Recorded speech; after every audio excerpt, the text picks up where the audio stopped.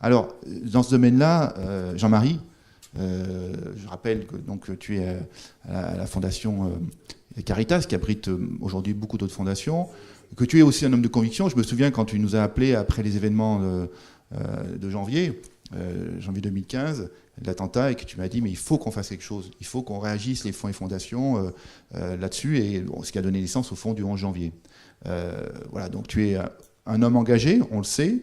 Donc comment tu vis ton engagement qui vient de loin, qui se pratique non seulement avec la Fondation Caritas, tu as été aussi, je le signale, parce que voilà, il nous faut de l'énergie dans le conseil, dans le centre français, investi dans le CFF, donc tu as une approche plus systémique aussi, et tu vois toutes ces fondations que vous abritez, comment elles progressent. Comment tes convictions aujourd'hui sont-elles renforcées et comment sont-elles, je dirais, parce que là on a peut-être moins évoqué, alors je te provoque un peu aussi en disant remise en question. Est-ce qu'il y en a il y a des points pour toi de vraies remises en question aujourd'hui ou non, il n'y a pas d'obstacle majeur?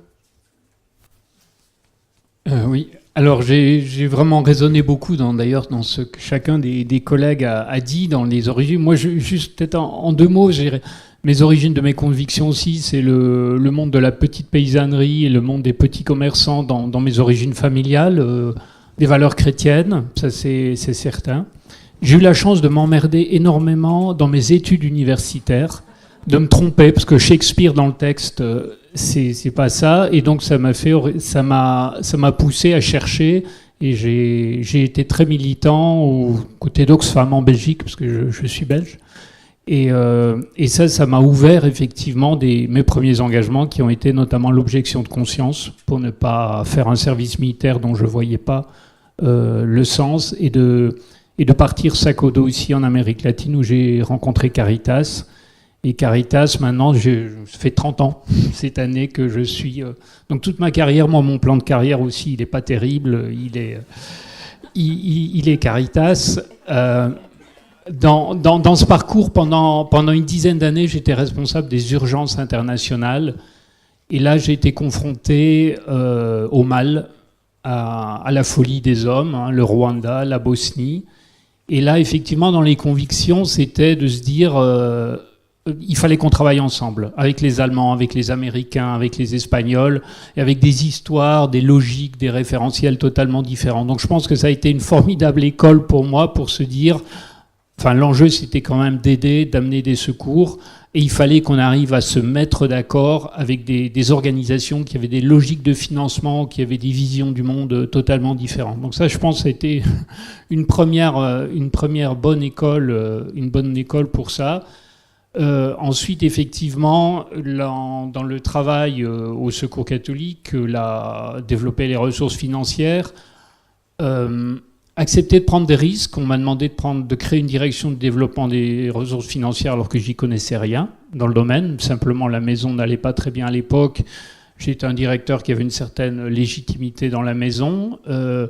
Donc je pense aussi qu'on a vraiment besoin des autres. Et là, c'était la rencontre avec l'Association française des fundraisers, qui est un formidable réseau. Et là, j'ai vraiment trouvé, c'est quelque chose qui m'a marqué assez profondément aussi, la capacité des gens investis dans l'intérêt général à partager des savoirs, des expériences, des échecs.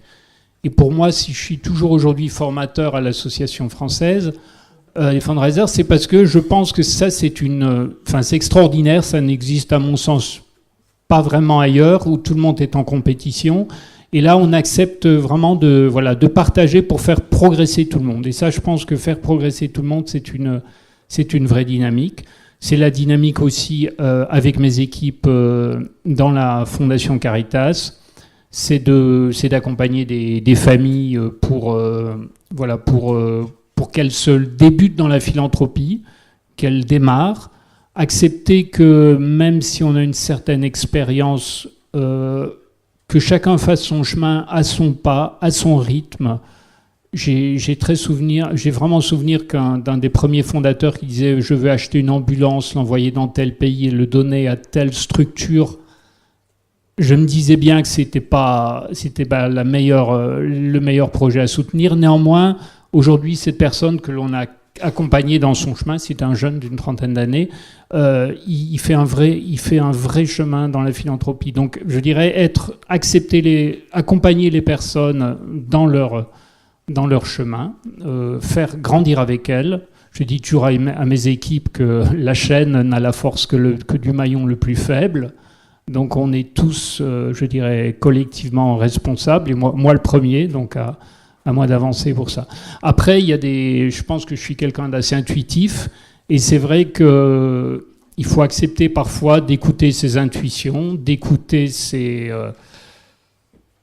émotions, le cœur qui serre. Et c'est vrai que l'expérience du fonds du 11 janvier, je dis souvent que c'est la chose la plus compliquée que j'ai faite dans mes... Voilà, parfois je me dis, mais pourquoi tu as eu cette idée-là, voilà. Et c'est vrai, parce que quand on se trouve autour de la table avec 7-8 fondations très différentes, le Secours islamique, le Mémorial de la Shoah, la Fondation de France, la Fondation SNCF...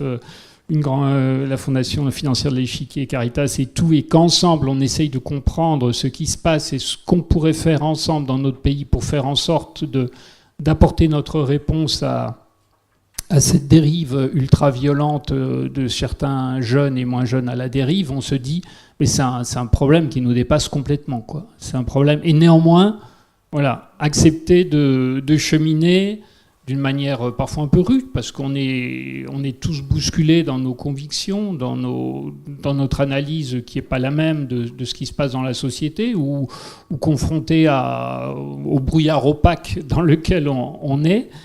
Et là, je dirais, voilà, c'est la conviction que ça fait vraiment sens d'avancer ensemble, de chercher ensemble, même si la mesure de l'impact, et on se pose la question finalement, qu'est-ce que ça a apporté de travailler toutes les fondations ensemble, quel a été l'impact, on va essayer de travailler sur ça, mais j'ai l'intime conviction que le fait d'avoir accepté de se mettre ensemble est un signal fort dans notre pays qui a de plus en plus tendance, je dirais, à diviser, à séparer, à exclure, voilà.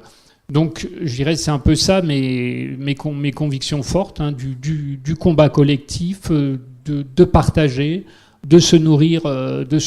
Je crois que c'est l'échec. C'est pas l'échec de l'un qui fait grandir l'autre. Au contraire, je dirais, c'est la réussite de l'un qui tire l'autre, qui le pousse. Ça, j'y crois vraiment. Ouais, voilà. Donc c'est un engagement, à se risquer à partir de ses convictions, puisque effectivement l'affaire du 11 janvier n'est pas simple.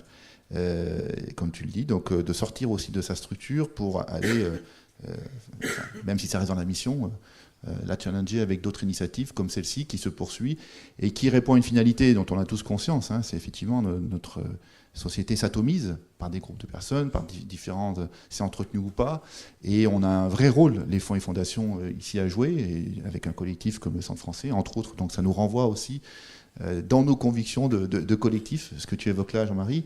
Et Oui, tout à fait. Je pense que dès qu'on s'est parlé, voilà, s'il n'y avait pas eu le Centre français, on ne se serait pas retrouvé avec Béatrice, la Fondation de France, dès le lendemain, je dirais, à se retrouver là. Donc c'est parce qu'on a quand même une structure qui existe que l'on peut, je dirais, profiter de ces structures. Donc le challenge, c'est peut-être de se dire, cette structure, elle existe, mais n'hésitons pas aussi, alors je sais que les agendas sont déjà très chargés, néanmoins, tout n'est pas prévu dans la feuille de route, et je dirais, soyons ouverts et attentifs à ce qui se passe, et n'hésitons pas, en tout cas, à nous interpeller les uns les autres, et à être force de proposition par rapport à des choses qui se passent, et sur lesquelles, voilà, je pense, sur la question des migrants, on voit bien, je dirais, quand les migrants, en partir de 2006, sont arrivés en masse, je ne suis pas sûr que nous, Fondation, beaucoup ont cherché, mais je ne suis pas sûr qu'on ait eu vraiment la réponse à la hauteur de ce que l'on aurait pu faire. Hein. Il y